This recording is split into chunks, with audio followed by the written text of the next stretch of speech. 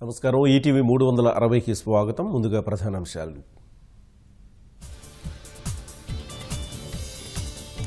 Ramayapatnam port అభివృద్ధిలో జిందాల్ 3,500 కోట్ల పెట్టుబడికి ఒప్పందం. సీట్ల పంచాయతీ తేల్చే పనిలో చంద్రబాబు నెలాఖరులోగా కడప జిల్లా నేతలకు స్పష్టత. కాంగ్రెస్ శ్రేణుల్లో ప్రియాంక జోష్, మోదీ షా ద్వయాన్ని ఢీకొట్టే వ్యూహం.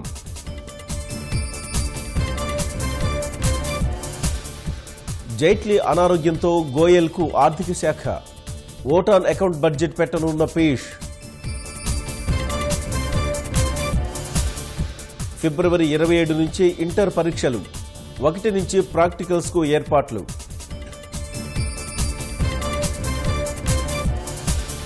మడకశిరను ముద్దాడిన కృష్ణా జలాలు, కరవు రైతు కంట ఆనంద భాష్పాలు.